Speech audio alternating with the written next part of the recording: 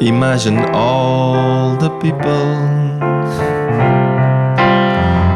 living life in peace. Ooh, ooh. You may say I'm a dreamer, but I'm not the only one. Gràcies, Oriol. I hope someday you will join us and the world will be as one. Excel·lent. Benvinguts i benvingudes a llegir. Avui des de la Sala de Cultura de l'Ajuntament de Solsona. Avui estem aquí amb dret propi, majoria absoluta. Ho hem aconseguit, hem arribat a l'Ajuntament. Cosa que no poden dir molts partits polítics. Llegir. Llegir és l'infant que es col·loca a primera fila i escolta i mira els ulls a la mestra i li va fent que sí amb el cap i la mestra hi aixeca la mà i la mestra ja no li vol donar la paraula perquè sempre és el mateix nen que aixeca la mà i ho sap tot. És l'infant aquell que la mestra ja li ha agafat una mica de rabieta. És l'infant que quan surt al pati es posa la mà al front, mira endavant i diu «Ah, mira, fa prou bon dia avui». I ningú respon perquè està sol, perquè ja ningú l'aguanta. L'infant que no juga a futbol ni xerra de res perquè està llegint l'última novetat de la Bernat Metge, no? I diu «Hosti, mira el Sèneca aquest, escriu bé el punyetero, eh?» Llegir és l'alumne que torna a casa amb els braços darrere d'esquena, xino-xano, i quan obre la porta i deixa la motxilla diu «Bueno, un dia menys». Llegir és això, més o menys, esclar.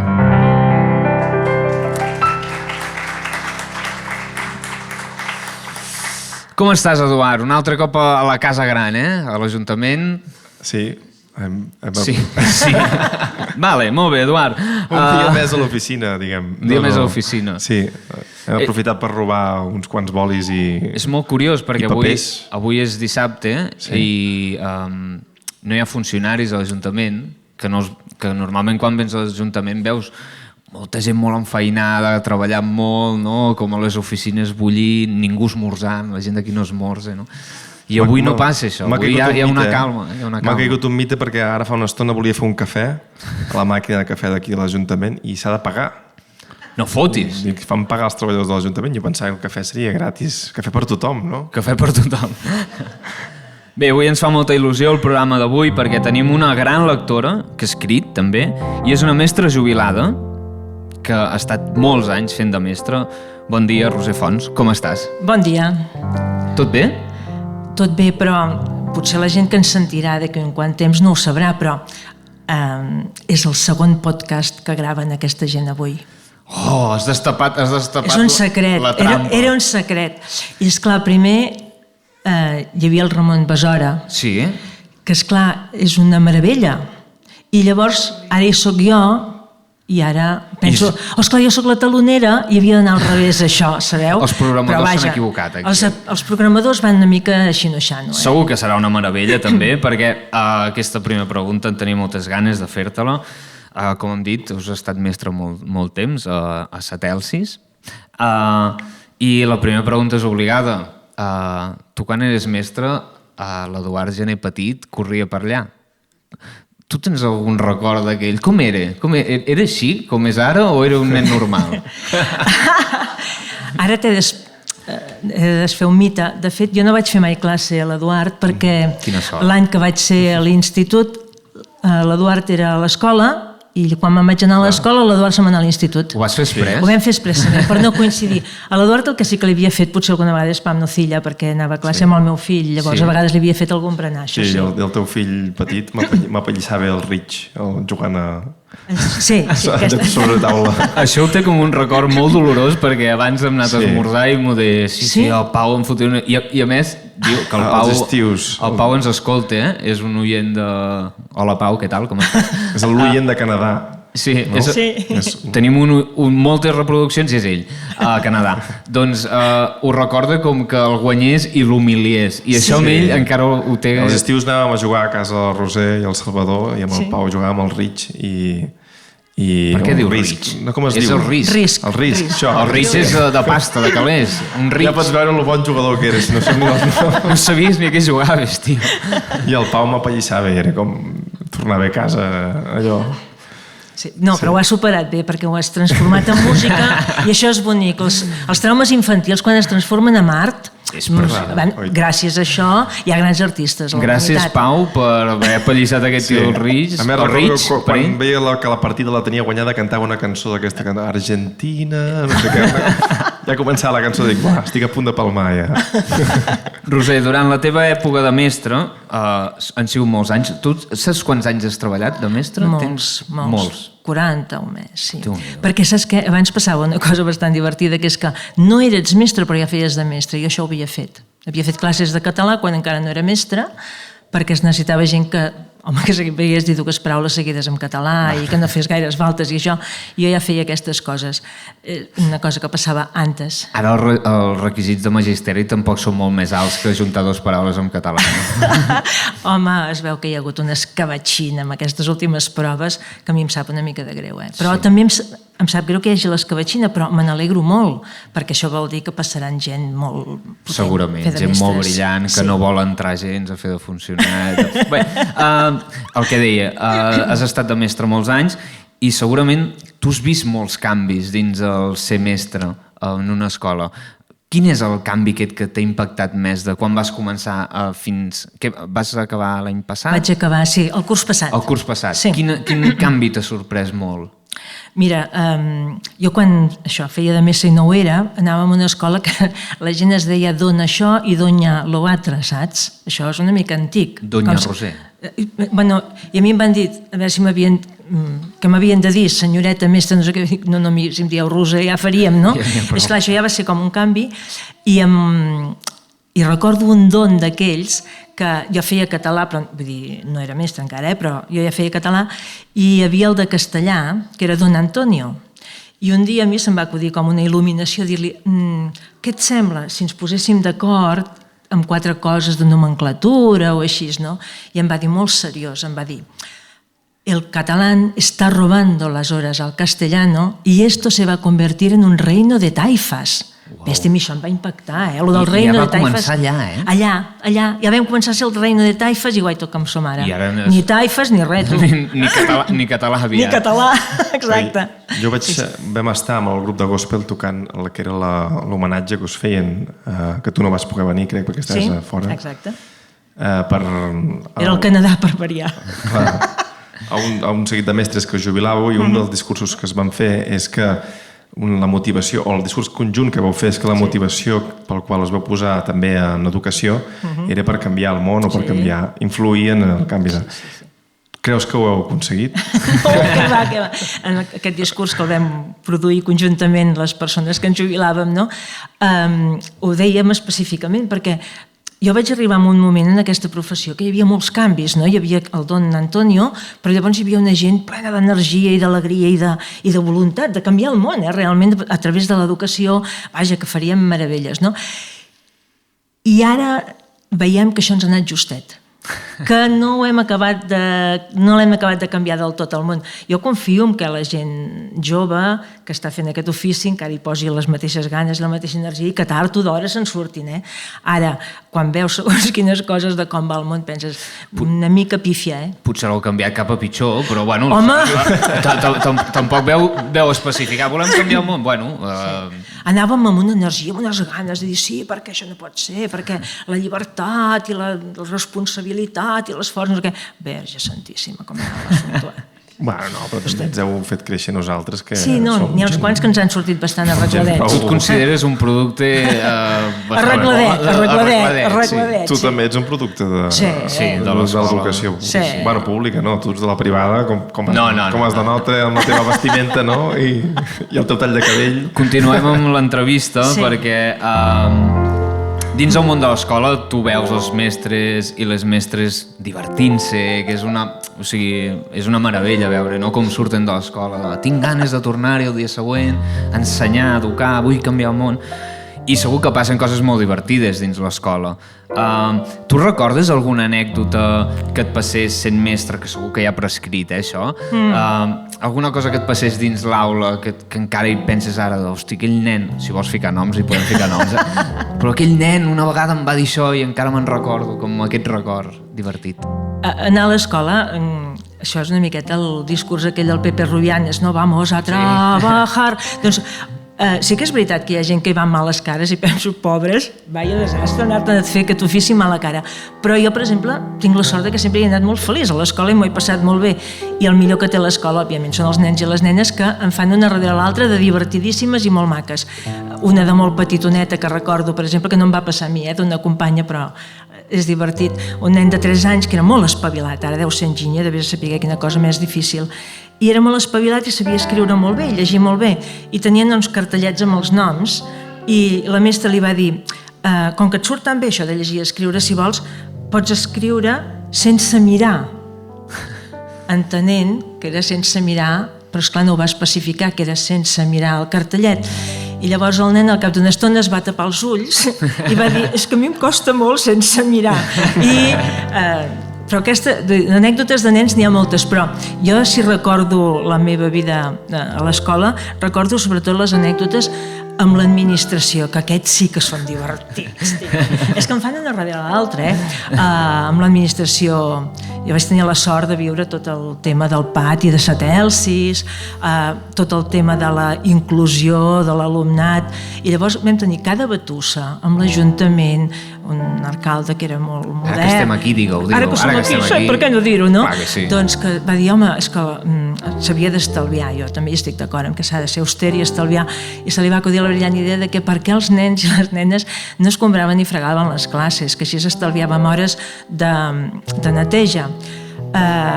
D'idees d'aquestes brillants ens en van arribar unes quantes que pensava, és que com més pensen pitjor, més animalades diuen aquesta gent.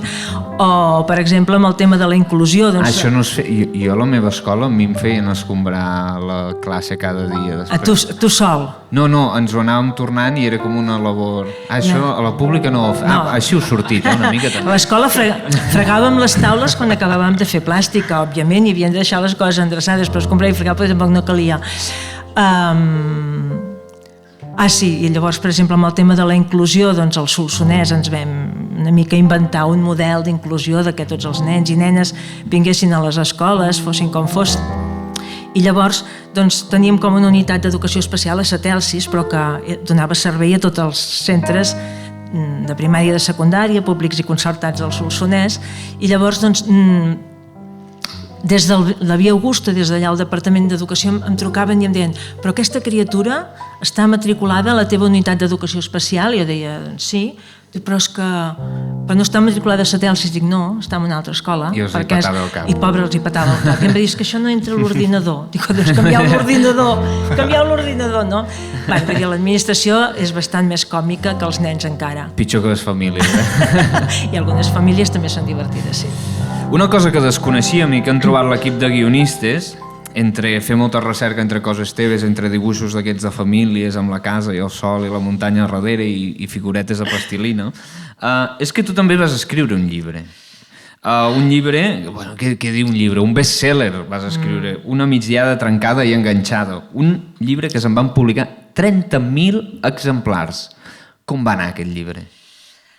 De què anava, primer de tot, si ens ho vols explicar? Sí, mira, resulta que l'any 98 es va cremar el Solsonès i llavors doncs, a l'escola cada any fèiem un projecte, érem molt moderns, ja fèiem projectes en aquella època, i vam dir el projecte doncs, serà el bosc, ja que se'ns ha cremat.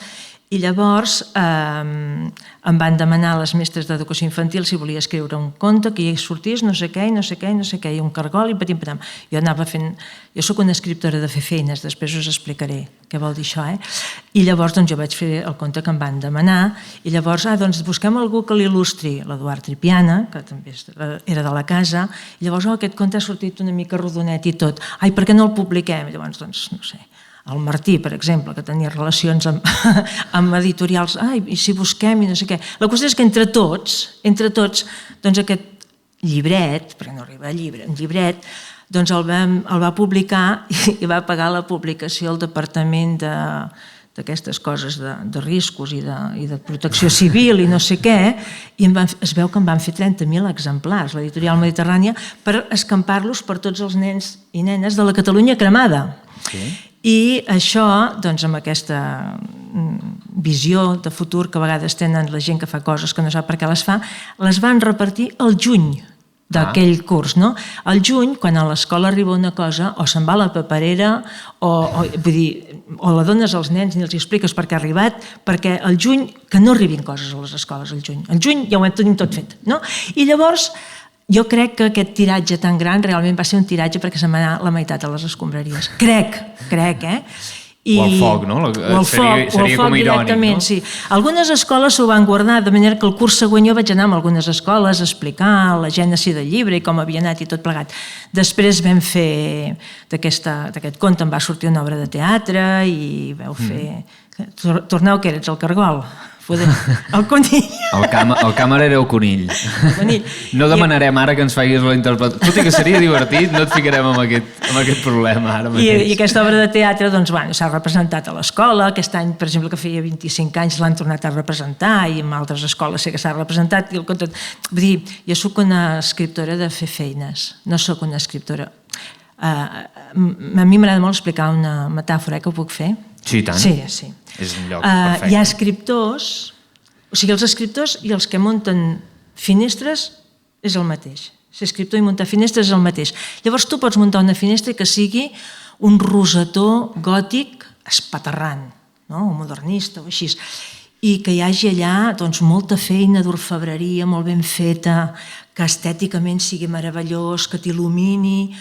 I llavors hi ha gent que fa finestres per un xalet, per un palauet o per una casa de pisos de protecció oficial, no? I dius, el senyor que fa els vidres, la finestra de la casa de pisos de protecció oficial, no ho ha de fer bé? Sí que ho ha de fer bé, perquè no et pot passar ni el fred, ni la calor, ni ha de deixar passar el vent, però és una feina més modesta. Li diuen, fes 300 finestres iguals, i ell va fent les finestres, que és diferent d'aquella ment il·luminada que va fer el rosetó de Sant Cugat, no? Llavors els escriptors igual. Hi ha el Shakespeare i el Cervantes i el Ramon Llull, i llavors hi ha escriptors d'estar per casa, de fer feines. Jo soc d'aquestes. M'hi diuen, escriu un conte, jo l'escric. Hauríem de fer un article sobre no sé què, jo el faig. Vols escriure una obra de teatre que hi surti, no sé què, jo el faig. Soc una escriptora de fer feines, no sóc el Ramon Besora que fa aquestes il·luminacions.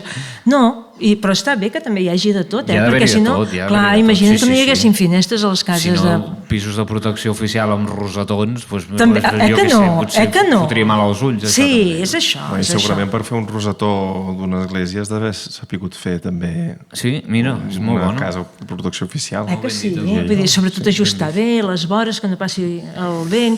Jo crec que té la seva gràcia. Amb això que has dit ara em va molt bé per la següent pregunta, perquè ens ha arribat a les orelles, que també he dit és uns llibres una mica especials, que de fet el dimarts passat vas entregar un d'aquests llibres a Canadà, que són uns llibres que tu regales... Però escolta, vosaltres deveu tenir... Bueno, els guionistes són molt bons. Ja. I teniu espies, no? Què són aquests llibres que cada any edites i regales? Ai, senyor. Doncs jo tinc netes molt precioses, com tots els avis. Tenim les netes més precioses del món i quan fan l'any, vull dir, cada aniversari, doncs van rebent un llibre que hi ha les seves fotos, hi ha una petita història, o hi ha cançons, o hi ha coses... Que maco, no? Sí, jo crec que serà boniquet. No sé, aquestes nenes, quan siguin grans, potser els agradarà saber que la seva àvia feia aquestes roqueries, o potser diran... Quina plasta d'àvia, però, bueno, jo espero que els agradi, sí. Que xulo. És bonic, és bonic. Doncs seguint aquesta veta d'informació que hem trobat, els nostres guionistes també s'han assabentat que t'agrada molt l'Irene Solà, la Maria Barbal, la Margaret Atwood, però com que llegir només parlem d'escriptors i escriptores mortes, avui parlarem d'Agatha Christie. Em sembla bé. Parlarem d'Agatha Christie. I què venia aquí? La cançó... Una mica de música negra, poder. Com era? Com fa? S'ha escrit un crim, com feia? Jo les he vist totes, però ara mateix no te les... Exacte. Sí, senyor. No, però s'assembla. Això és mots a la feina. És cap a mots, Tu, és que jo... C, D... Sí, els acords els tinc clars, però no tinc clar com fa. Bueno, fem veure que... Ningú sap com fer. És que és molt coneguda aquesta melodia. Sí, com feia?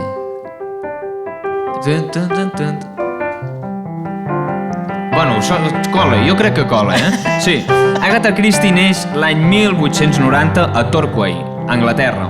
La seva mare no creia gaire en l'educació de les noies, no gaire per no dir gens. Per això el millor que feia era educar-la ella, perquè així no es podia infectar amb el virus de no ser com ella. Roser, parlem d'educació. Tu què penses del Montessori i tot això? De tot això, de tot això, així en general. Així modern. Mira, la Montessori, dir-li moderna a la Montessori, que deu fer 100 anys que es va morir, també ja té gràcia l'assumpte, no? Però va ser una senyora molt innovadora, va fer coses molt interessants, ella i molts altres, Ella, Frenet, va haver tot un moviment molt important a finals del segle XIX, a principis del XX, de fer un canvi radical en l'educació. I van fer coses molt interessants i molt bones, i algunes encara les estem rebent, i a vegades inventem la sopa d'all cada any també, som una mena de col·lectiu, els mestres, que cada any, m'he inventat una cosa. No, que fa 100 anys que s'ho van inventar, això. Però no passa res, ho tornem a reestructurar.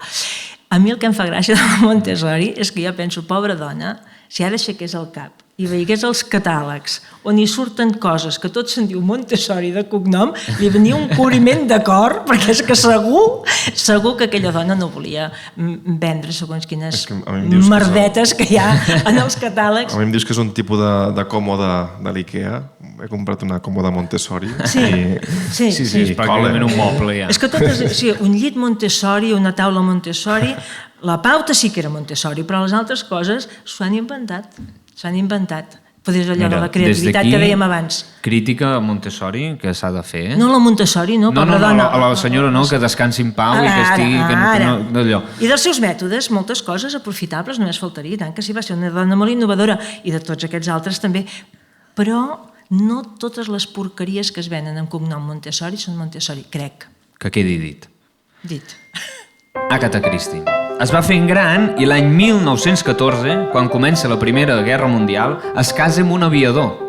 Un aviador de 10 anys més que ella, que hi ha un dia que vola de casa i no torna a aparèixer. Lo típic que fan els aviadors, no? Vaig a comprar tabac al país del costat i ja no tornen. Com són els aviadors, Són molt així, són com els nous mariners, no? Tu no tindràs un fill que és aviador? Sí. Bueno. Parlem de gent que li agrada liar-la una mica.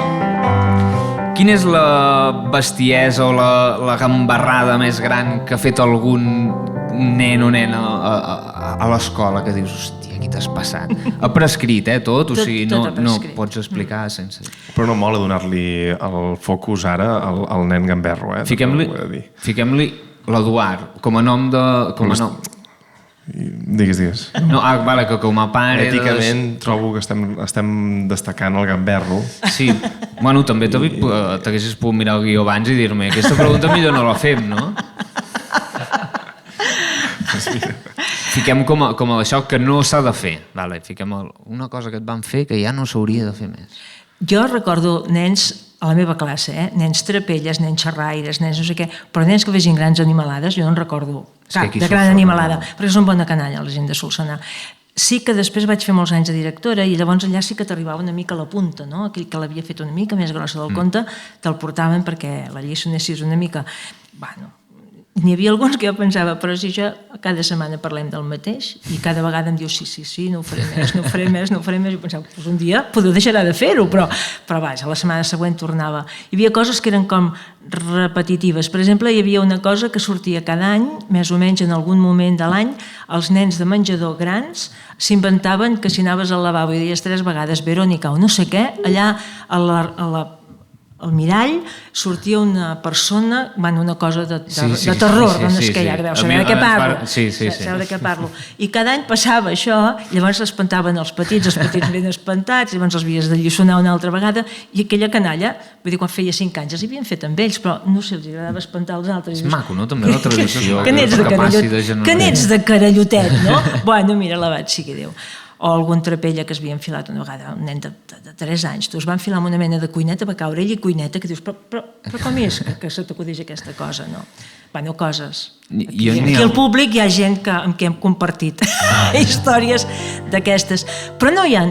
O sigui, una cosa són els nens trapelles, que n'hi ha molts, una altra cosa són els nens que no tenen gaire límits, aquella mare que deia, no, el meu fill que sigui feliç, com si vol anar descalç pel bosc, i bueno, el bosc vagi com vulgui, ara aquí tenim unes normes, aniria bé que anés per la norma.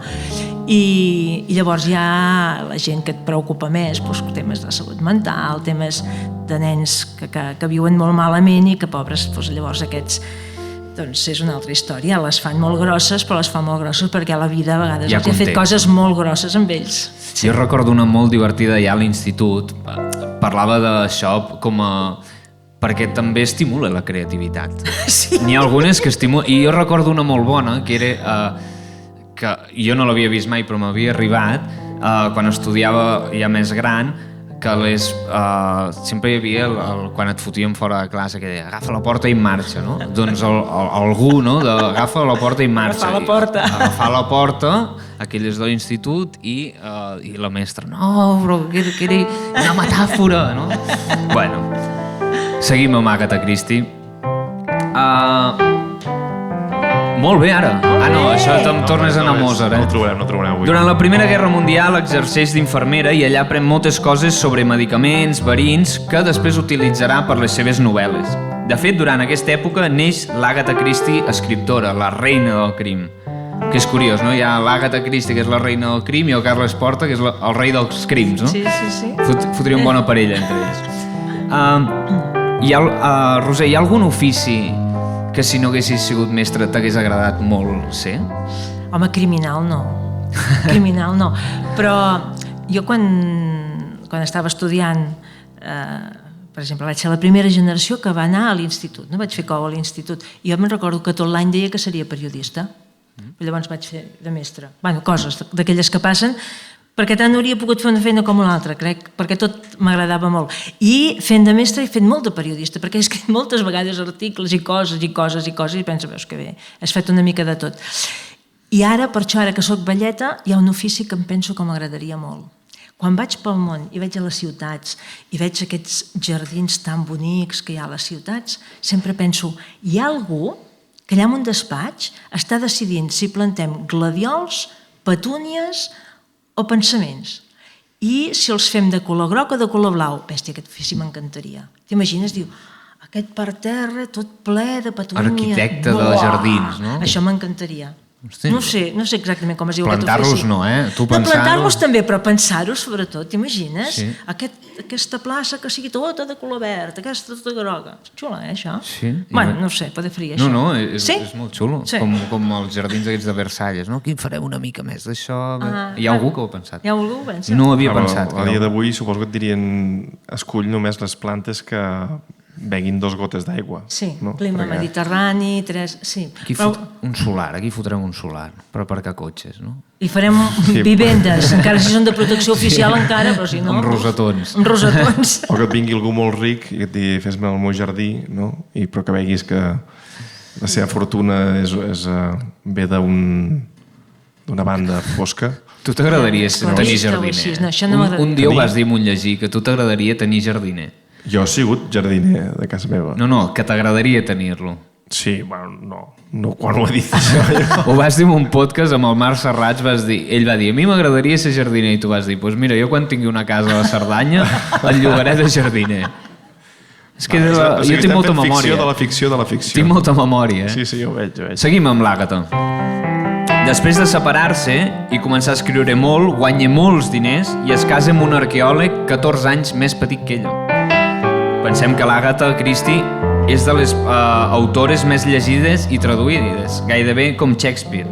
Això vol dir calés. Imagina't la troballa d'aquest arqueòleg, no? Que això és millor que trobar-te l'Arca Perduda, la Creu de Jesucrist, el Sant Grial, no? He trobat una tia amb calés. Roser, tu t'encanta la literatura, com ho sabem. Quin autor o autora catalana de literatura catalana creus que hauria estat traduït a molts idiomes i encara no ho està? Segurament els que són molt bons ja ho deuen estar traduïts molts idiomes, però a mi, per exemple, m'agrada molt el Jaume Cabré i penso que el Jaume Cabré, si en lloc d'escriure en català escrivís no sé quin altre idioma, hauria ser un home que se'n parlaria arreu del món, no? I penso, mira, com que ha fet la voluntat d'escriure en català, però ha fet obres magnífiques, no? De gran literatura, i no sé si està traduït a tots els sembla que està bastant traduït, però potser li falta... Però sí, si fos anglosaxó... A l'hongarès no ho sé, però bueno, estaria bé. I molts altres, vull dir, la Maria Braval és molt bona, hi ha grans poetes. Ara últimament m'ha agafat per llegir poesia així més actual de Catalunya, hi ha una gent que escriu, una meravella, I penses, no sé, potser no ho saben, fora d'aquí. Sí, ni aquí. Poder ni aquí, mira què et dic. Sí. Vinga, anem a matar l'Àgata Christie. Quan tenia 85 anys, l'Àgata ens deixa de mort natural, que també té pebrots que una senyora que s'ha carregat a tot Cristo d'això es mori de mort natural. Hauria sigut més divertit que es morís en una habitació tancada, enverinada amb una dosi letal d'una substància desconeguda, mentre fa un tour pel Nil, venint de l'Orient Express. Jo què sé, algú molt d'això. No, la tia ens va quedar ocelleta a dins un llit. Roser, quin epitafi t'agradaria que posessin a la teva làpida? Jo espero que quan em mori em cremin i agafin les cendres i facin una il·legalitat, que em penso que les cendres no es poden tirar així per aquí i per allà. Però jo penso allà a Clariana, allà darrere del cementiri, que tampoc hi va gaire gent, fer un foradet a terra, posar la cendra, deixar-ho allà, i ho deixaríem aquí. Però si m'haguessin de fer un epitafi, ara quan he deixat de treballar, que és com una mica com que et morissis una mica diferent, no? La petita mort. Sí. He utilitzat dos versos del Manuel Forcano, que els he escrit per tot arreu i els he explicat a tothom, perquè em sembla que és una mica com un resum que a mi m'agrada de la vida, no? Diu, és ric qui somriu en recordar. Jo vaig pensar, és molt rica. Doncs fins aquí la vida d'Àgata Christie. La teva no, la imaginada. Aplaudiment.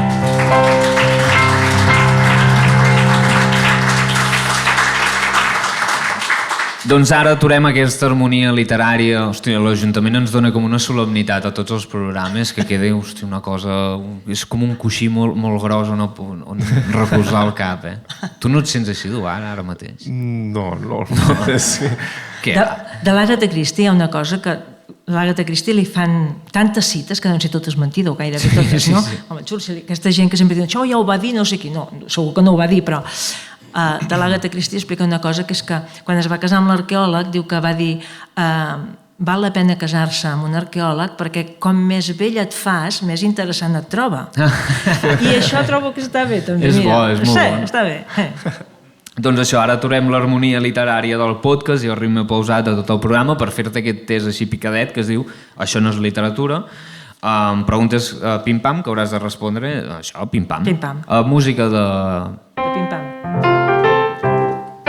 Fica-m'hi... Com li falta una mica de Canadà, amb aquest... No? De Canadà? De Canadà. Ara farà el mateix, ja veuràs. És un país sèrio, Canadà, no? Són seriosos els canadencs. Canadà és un país que com que fa 4 dies hi vivien 4 que havien deixat vius, que eren 4 només, i llavors aquests últims 100 anys o 150 han anat arribant tots.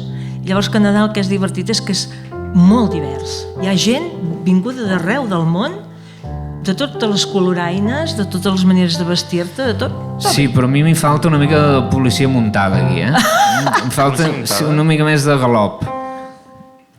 Hòstia. Això és. Primera pregunta. Què en penses del Pep Sala? Del Pep Sala, a mi m'agrada que feu aquesta pregunta a tothom perquè penso, jo no sé gaire què pensar del Pep Sala, era l'altre de Sau. Ets més de la Rosalia o de la Núria Feliu? A mi la Núria Feliu m'agrada, penso que aquesta paia va fer coses molt interessants en un moment en què costava fer aquelles coses interessants. I la Rosalia té un tipus de música, tampoc la conec gaire, que esclar, és una mica novedosa per mi, però em sembla molt bé el que faci. Ens quedem amb la Núria. Poder sí. Quin llibre recomanaries a un infant que no li agrada llegir? A un infant que no li agradi llegir, tu el que has de fer és asseure't a la laboreta i llegir-li el que tu vulguis, una cosa que t'agradi a tu i segur que li agrada a ell. Quin és el teu pantà de Catalunya preferit? Home, aquesta és molt fàcil. Sant Pons. La tens claríssima. Sant Pons. Jo vaig viure a Sant Pons, no dintre el pantà, a la vora, i... Tu vas viure a la caseta del pantà. A la caseta del pantà, sí. Això és guai. Això és molt bonic. És molt bonic. Vaig pensar, cada vegada que us escoltava, pensava que aquesta pregunta me l'han fet per mi. És òbvia. El que no sabia és que un dia vindria, però està bé. Ara que tens més temps, què t'agrada fer, que no feies abans?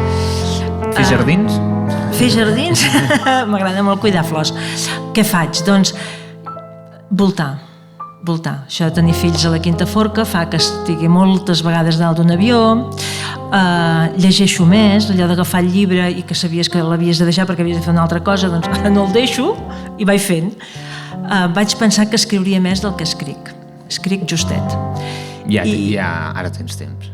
Això que ara tinc temps, vull dir, ara ja no caldria que fos de fer feines, podria fer un rosetó si m'hi esforcés molt, no? Tampoc, però ho faig una miqueta i camino i sobretot una cosa que també m'agrada molt és que jo tinc la pressió molt baixa, per sort, i llavors puc fer molts cafès, passa res. M'he jubilat i faig molts cafès. A mi el que m'agrada és fer cafès amb la gent, quedar amb la gent i fem cafès. Que bé. Això, i fer petar la xerrada, això... Quina enveja. Sí.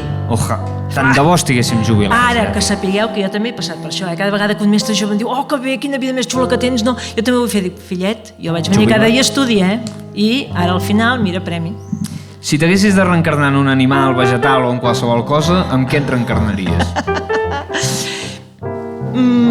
Mira, alguna cosa que vol i deu estar bé. I el primer que faries si Catalunya fos independent és... Doncs celebrar-ho fort, i tant que sí. Doncs fins aquí, això no és literatura.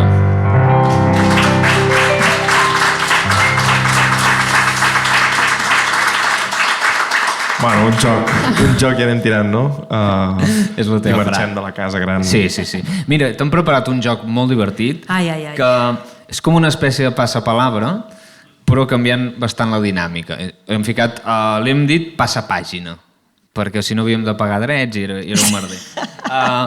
Jo et faré unes preguntes i que et porten a un títol d'un llibre. Com que ets una persona que has llegit molt, tranquil·la. Ara aquí la passarem fort, Estan tirats. Ai. Fica'm música de concurs. Benvinguts i benvingudes, senyores i senyors, a Passa Pàgina, el concurs de literatura. Ara t'aniré fent aquestes preguntes que et porten el nom d'un llibre. Que em deixes dir-te una cosa. Jo una vegada vaig anar a un programa de la tele que es diu Tres Pics i Repicó. Sí. I ho vam petar fort, Vau guanyar calés? Molts. Molts calés. Sí. Aquí no en guanyaràs ni un, però no passa res. Primera pregunta. Molts anys d'estar sol. Podria descriure la vida d'un conco. Quin llibre és? Molts anys d'estar sol. Podria descriure la vida d'un conco. Tens comodí del públic, Algun sembla que ho ha dit. Solitud, no. Podria ser solitud o molts anys d'estar sol? 100 anys de solitud. Molt bé. És un dels meus llibres preferits, aquest. Sí, a mi també, m'encanta. És fantàstic. Contes d'Orients molt nocturns, tantes nits com les que pots sortir a festa seguides al Joan Laporta. Les 1001 nits. Les 1001 nits, el millor de tot, a part dels contes, el millor de tot és el prefaci, la introducció, aquella de la Xeresada, allò és meravella. Un clàssic de Jane Austen, format per dos elements que defineixen la gent d'Aliança Catalana. Seny i... Com el diuen en català per això? Orgull i prejudici? Orgull i prejudici. Llibre escrit per Mary Shelley, on s'explica com es crea un monstre i no parla d'Aliança Catalana. Frankenstein. Llibre escrit per Alexandre Dumas, on tres borratxos amb espasa van per França. Els tres mosqueters. Molt bé, estàs encertant tot, Vamos. Un tio molt obsessionat en caçar una balena, és molt pesat, té com aquest toc claríssim i d'aquest toc arriba a perdre una cama. Ja, Moby Dick. Molt bé. Llibre escrit per Flaubert, on s'explica la vida d'una jove de províncies que busca inútilment la felicitat a la ciutat, és a dir, el que li passa a tota la gent de comarques quan va estudiar a Barcelona.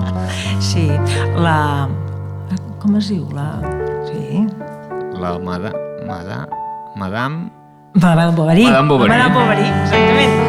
I l'última, llibre escrit per Dostoievski i també està format per dues paraules. En aquest cas, dues paraules que podrien estar dedicades a Rosa Peral. Crim i càstig. Crim i càstig. I fins aquí el programa Passa Pàgina.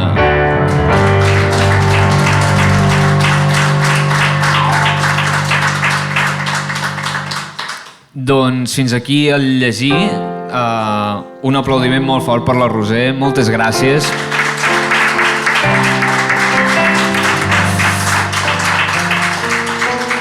També, abans m'ho he deixat, moltes gràcies a l'Arnau, moltes gràcies al Lleí, moltes gràcies a l'Edu, a la Maria Moreno, a l'Èrica, al Joan, que no hi és avui. Un aplaudiment per ells, també. I hòstia, tot agraïments, a l'Ajuntament, al Consell de la Gent Gran i al Consell Comarcal. Tots per iguals, que ningú s'enfadi. Un aplaudiment per ells. Ens agradaria acomiadar-nos amb una cita inventada de l'especialista en crims i successos anomenat Gerard Sang i Fetge, que diu: si us maten, aviseu de qui us ha matat, perquè això ajuda molt a la investigació. Fins aquí llegir, marxem cantant. Imagine all... Hòstia, quin bajón, És duríssim, això. Living... Vinga, ara tots junts, life in peace.